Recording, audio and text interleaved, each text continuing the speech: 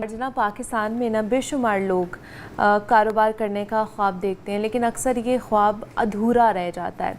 Startup culture जो दुनिया भर में मशरत को एक नई सिमत दे रहा है, हमारे मुल्क में तेज़ी से पनप नहीं पा रहा। इसकी वजूहात क्या हैं? दूसरी तरफ हम देखें कि जो कम तालीम याफ्ता अफराद, उनके लिए ये सवाल अहम है कि वो कौन सा कारोबार शुरू करें जो कम सरमाया और ज़्यादा फ़ायदा दे सके उन्हें। साथ ही साथ ये भी जानना ज़रूरी है कि आखिर कारोबार क्यों होते हैं, कौन सी गलतियां हैं जो बार बार दोहराई जाती हैं और कामयाब बिज़नेस के लिए किन बातों का ख्याल रखना चाहिए। तो आज हम इन्हीं सवालात पर बात करेंगे ताकि कारोबार शुरू करने वाले जो अफराद हैं उनके लिए रहनुमाई फ़राहम की जा सके हमारे इस प्लेटफॉर्म के थ्रू। तो हमारे साथ इस वक्त मौजूद हैं अब्दुर्रहमान आरिफ साहब हैं, जो कि बिज़नेस एक्सपर्ट हैं। तो उनसे बात करते हैं, उनसे रहनुमाई लेते हैं कि अगर आपने बिज़नेस स्टार्ट करना है, जो इस वक्त हमें देख रहे हैं, तो उनके लिए क्या क्या कहने के पहले एहतियातें होनी चाहिए और कौन से गलतियाँ हैं जो उन्होंने बार बार दोहरानी नहीं है। तो अब्दुर्रहमान साहब, आपको वेलकम कहते हैं जागो लाहौर में। कैसे हैं आप? ठीक ठाक हैं? अल्लाह का शुक्र, ठीक ठाक, बहुत शुक्रिया, thank you very much. Abdurrahman साहब, दुनिया भर में स्टार्टअप कल्चर जो है ना, वो कामयाबी के साथ आगे बढ़ता जा रहा है। किसी ने एक स्टार्टअप किया तो उसने उसी स्टार्टअप के साथ और 5-6 स्टार्टअप्स भी स्टार्ट किए हुए हैं, तो वहाँ पर तो बड़ा कामयाब ये कल्चर जा रहा है। हमारे यहाँ पर क्यों नाकाम होता जा रहा है कारोबार करना? यहाँ पर ख़ासतौर पर अगर स्टार्टअप्स की बात की जाए तो यहाँ पर भी हमारे नौजवान यंगस्टर्स, इवन दो कि अगर उनसे पिछले वाली जनरेशन की बात की जाए तो वो भी सोचते हैं कि कहीं ना कहीं हम स्टार्टअप स्टार्ट कर लें, लेकिन नाकामी की तरफ चला जाता है। वजह क्या लगती है? बहुत बहुत शुक्रिया सबसे पहले तो बुलाने का। अच्छा, एक तो अंडरस्टैंड करने की कोशिश करते हैं कि लोग कारोबार में आते क्यों हैं। सबसे पहले थोड़ा ये एक्सप्लेन करूँगा, फिर मैं आऊँगा स्टार्टअप्स की तरफ। जी जी। देखिए, कोई भी इंसान कारोबार में आता है 3 तरह से। एक तो ये है कि उस बंदे को जॉब नहीं मिल रही थी और वो बेचारा कोई रिस्क तलाश कर रहा था, उसको नौकरी नहीं मिली तो उसने तंग आके कोई काम शुरू कर दिया। ठीक है। और बहुत सारे बिजनेसमैन की जब आप हिस्ट्री देखेंगे तो ये वो लोग हैं जिन्होंने बहुत स्टार्ट से कोई काम शुरू किया और उनके पास जॉब नहीं थी और वो बिजनेस करना शुरू हो गए। दूसरे वो लोग हैं जिनको पेरेंट्स की तरफ से बिजनेस मिलता है, जी, विरासत में मिलता है। उनके माँ बाप बिजनेस करते थे तो वहाँ से बिजनेस में आ गए। तीसरे वो लोग हैं जिसको आप स्टार्टअप्स बोलते हैं, कि जो लोग पढ़ लिख के अच्छे तरीके से प्लान करके किसी बिजनेस के अंदर आते हैं, क्योंकि स्टार्टअप्स के अपने स्टेप्स हैं। जी बिल्कुल। अच्छा, अब स्टार्टअप वाले कारोबार में और आम कन्वेंशनल रवायती कारोबार में क्या फ़र्क है, इनको भी ज़रा मैं एक्सप्लेन करूँगा ऑडियंस के लिए ताकि वो थोड़ा समझ सकें।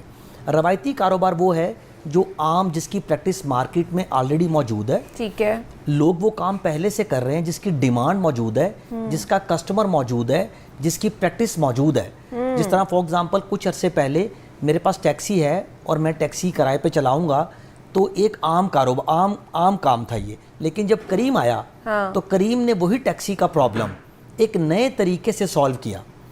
तो कन्वेंशनल कारोबार है, मेरा आपका रेस्टोरेंट है, मैंने भी रेस्टोरेंट डाल दिया। So restaurant is a conventional business. ठीक है। इसी तरह मेरी कपड़े की दुकान है तो इचरे में बहुत सारी कपड़े की दुकानें लोगों ने डाल दी। तो एक रवायती कारोबार आम तरीके से शुरू होता है, जबकि स्टार्टअप में वही मसला किसी और तरीके से हल किया जाता है। उसके अंदर इनोवेशन की जाती है, उसके अंदर कुछ ऐसी चीज़ें की जाती हैं जो आज से पहले नहीं थी। आइदर वो कस्टमर को अप्रोच करने का तरीका, आइदर वो प्रोडक्ट को सेल करने का, आइदर वो प्रोडक्ट को प्रेजेंट करने का तरीका, आइदर वो पीछे से बाय करने का तरीका, उसको स्टोर करने का तरीका, यानी कुछ ऐसा किया जाता है सर्विस या प्रोडक्ट में जो प्रैक्टिस पहले नहीं पाई जाती। और उसके लिए कस्टमर बनाया जाता है, डिमांड बनाई जाती है, कस्टमर के दिमाग में एक जगह बनाई जाती है। इसको स्टार्टअप्स बोला जाता है। और स्टार्टअप्स का सबसे बड़ा प्रॉब्लम जो है वो ये है कि लोग इसको अच्छे तरीके से डिफाइन नहीं कर पा रहे हमारी सोसाइटी में। मतलब उसको भी रिवायती कारोबार समझ रहे हैं, कारोबार समझ के शुरू कर लेते हैं और वो उस तरह चलता नहीं है। ठीक है। तो इसके लिए खासतौर पर किस तरह की प्लानिंग और मनसूबाबंदी अगर बनानी हो तो वो किस तरह की बनानी चाहिए? इसके लिए देखें, सबसे इंपॉर्टेंट इसकी 6 स्टेप अप्रोच है। मैं पिछले कुछ 10-11 साल से बहुत सारे स्टार्टअप्स के साथ उनको मेंटर भी कर चुका हूँ, हेल्प भी कर चुका हूँ, बल्कि अपने स्टार्टअप भी कर चुका हूँ। तो इसमें तरीक़ाकार ये होता है कि सबसे पहले तो आप ये आइडेंटिफाई करें कि आपकी जो प्रोडक्ट है और जो सर्विस है उसको डिफाइन करें बहुत एग्जैक्टली। अपना बिजनेस मॉडल आपको बहुत क्लियर होना चाहिए। स्टेप 1 कि you have to identify your product and the problem which is solved by that product और सर्विस। पहले उस प्रॉब्लम को डिफाइन कीजिए, ये स्टेप 1 है। स्टेप 2 ये है कि आप अपने कस्टमर की आइडेंटिफिकेशन करें। अपनी टारगेट ऑडियंस करें। हर बंदा आपकी प्रोडक्ट या सर्विस नहीं ले सका, बिल्कुल। तो आपको बड़ा क्लियर डेमोक्रेट करना है कि मेरा कस्टमर कहाँ रहता है, किस प्राइस ब्रैकेट में, किस तरह का प्रॉब्लम सॉल्व करेगा ये।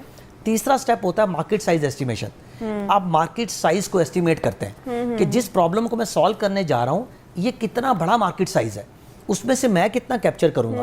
क्योंकि नॉर्मली स्टार्टअप्स के आइडियाज जो होते हैं ये ग्लोबली एक्सपैंड हो सकते हैं।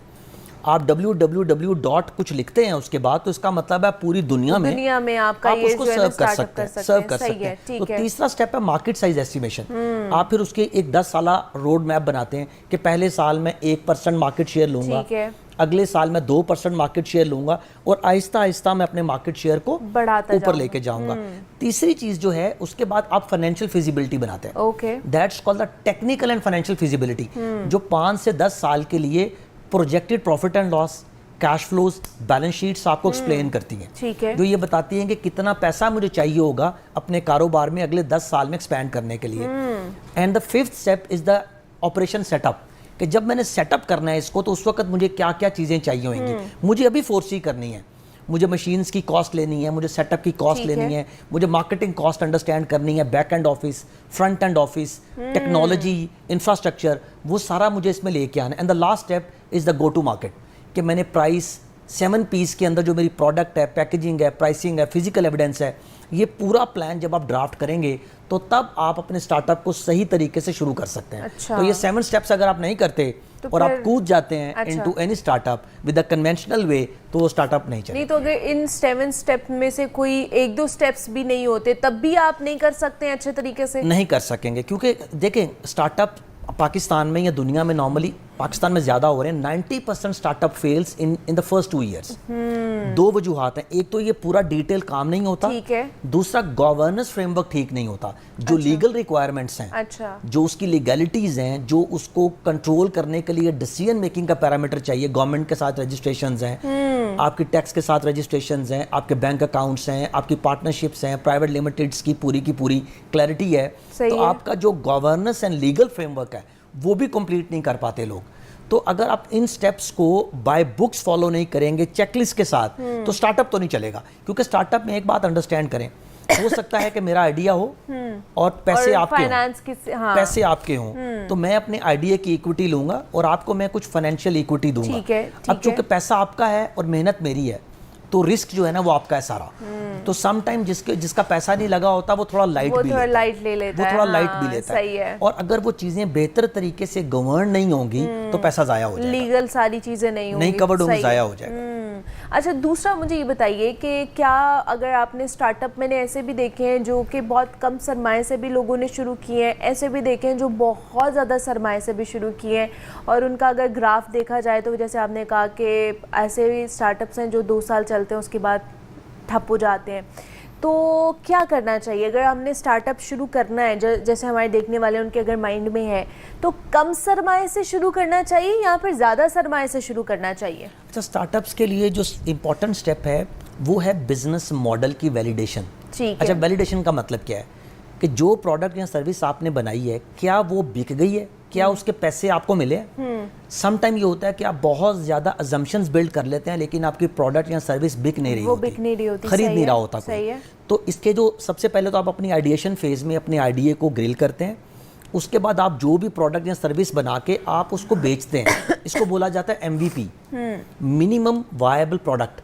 अच्छा, either you are making a tech platform और you are making any product, तो आप एक छोटे वॉल्यूम के ऊपर सबसे पहले उसको सेल करते हैं कि आपने कस्टमर के साथ जो प्रॉमिस किया है, कस्टमर उसके पैसे आपको पे कर रहा है, क्या वो सर्व्ड हुआ है, कस्टमर ने फीडबैक क्या दिया है। तो स्टार्टअप हमेशा छोटे पैसों से होते हैं। अच्छा, ज्यादा पैसा नहीं लगाना चाहिए, आपको कम सरमाए से अपने आइडिया को वैलिडेट करना होता है। जैसे कि मैंने स्टार्ट में एक्सप्लेन किया था कि स्टार्टअप के आइडियाज नए होते हैं, उसमें सिमिलर प्रॉब्लम किसी नई इनोवेशन के साथ सॉल्व की जाती है। अच्छा, कस्टमर उसको समझ नहीं रहा होता, आपने विकी रजाई लेनी है तो आप सारी जिंदगी रजाइयाँ खरीदती रहेंगी, लेकिन अगर मैं आपको एक नए तरीके से रजाई सेल करना चाहूँ तो आपको समझने में टाइम लगेगा कि ये ऐसे क्यों बेच रहा है या सेम प्रोडक्ट ऐसे क्यों बेच रहा है। तो आपने क्या करना है कि आपने प्रैक्टिकली अपने उस आइडिया को वैलिडेट करने के लिए आपने पहले सेल करनी है। सबसे पहले जब स्टार्टअप स्टार्ट होता है तो आप अपने आइडिया को वैलिडेट करके MVP करें, उसके बाद आप ज़्यादा फंडिंग के साथ उसको स्केल करने की कोशिश करें।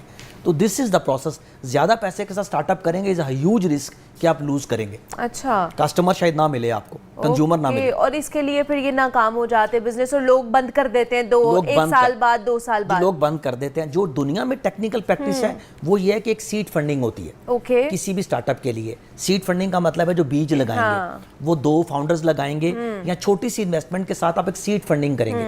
सीड फंडिंग के बाद वो आइडिया वैलिडेट होगा, MVP बनेगा, ठीक है, MVP की वैलिडेशन होगी, उसके बाद सीरीज ए फंडिंग आएगी।